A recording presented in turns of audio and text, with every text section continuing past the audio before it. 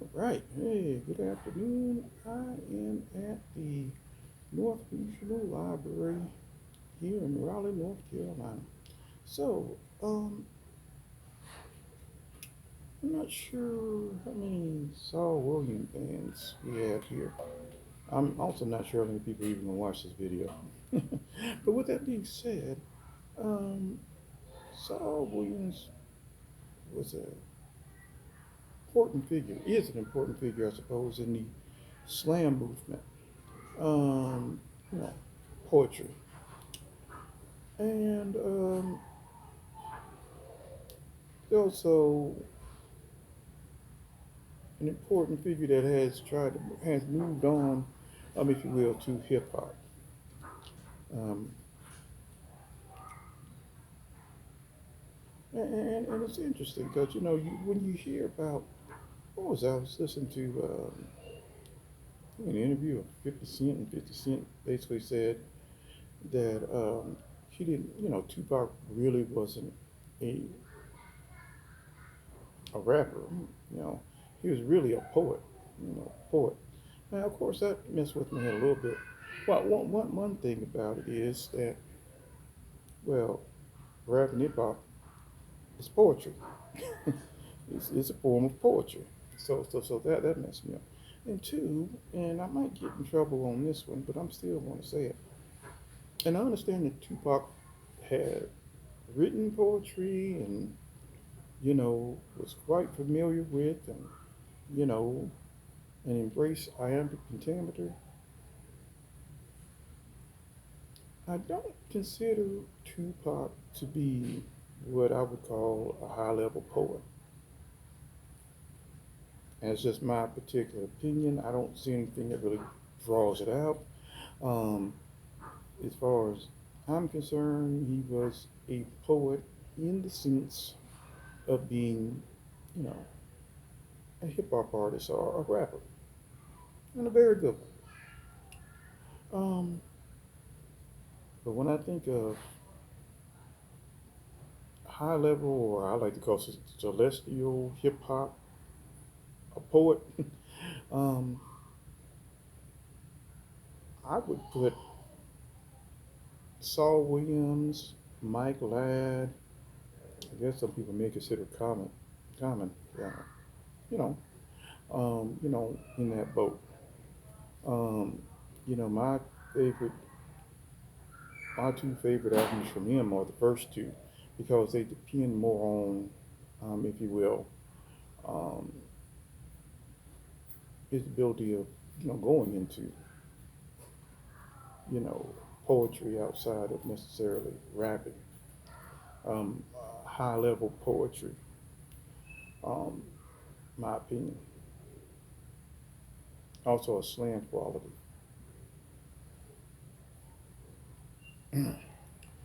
Well, at any rate, I think there was an album, called Martyr Loser King, and one of the songs he's talking about Christopher Columbus. He had gotten some information from Christopher Columbus Journal. Now he was doing this in an interview. I wish I could remember the interview. My guess is I could probably find it somewhere, and if I do, I'll just put it in the comments, you know, or in the heading. But at the end, he said, "I didn't know Christopher Columbus had a such and such journal." He used some language that I don't use. It astounded him. He was surprised. Now, and I was surprised that he was surprised. He's a relatively educated man, very well educated as far as I can best tell. You know, bachelor's Morehouse, master's, if you will. I want to say an MFA from NYU. These aren't exactly easy schools to get into, especially NYU. um, I was surprised that he was surprised. And the reason why I was surprised that he was surprised was for several reasons. One, you know, I wouldn't be surprised by a person who is, considers himself to be an explorer to have a journal. And number two, and think about this,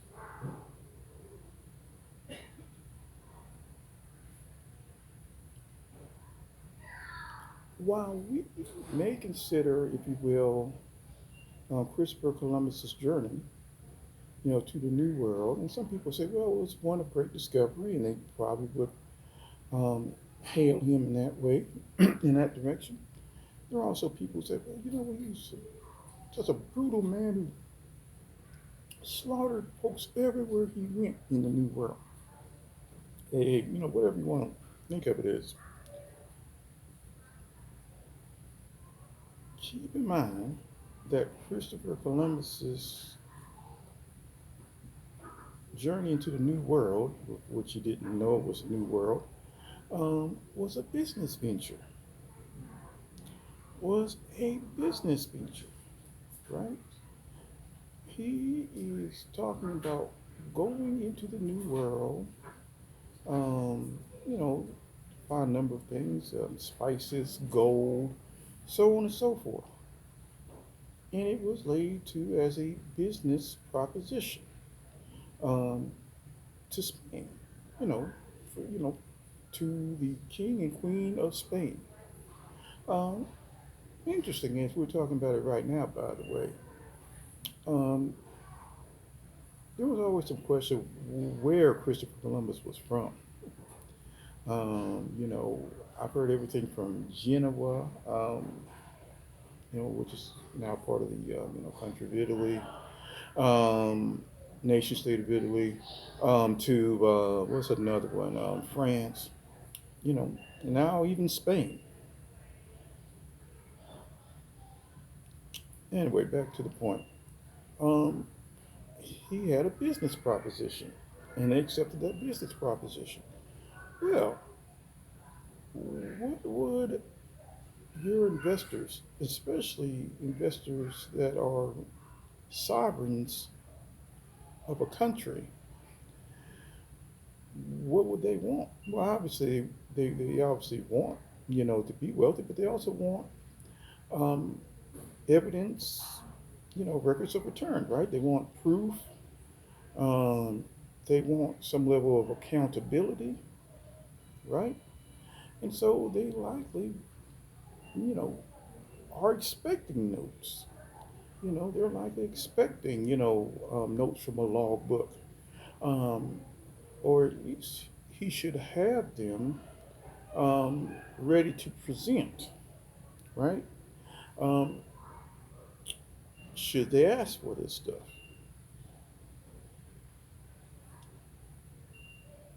Yeah, I was a little befuddled that, you know, um, that someone wouldn't think that Christopher Columbus would have a journal. I mean, because you need, you need account and a logbook. Because you need accountability. Folks might want to know, well, what is this area like? Correct? I mean, think about it. So, for example, would you be surprised if Lewis and Clark had a journal? Right? Thomas Jefferson is asking for a number of, things to be presented. A number of things. He wants to know about the flora. He wants to know about the fauna. He wants to know about business opportunities that can be had. Well,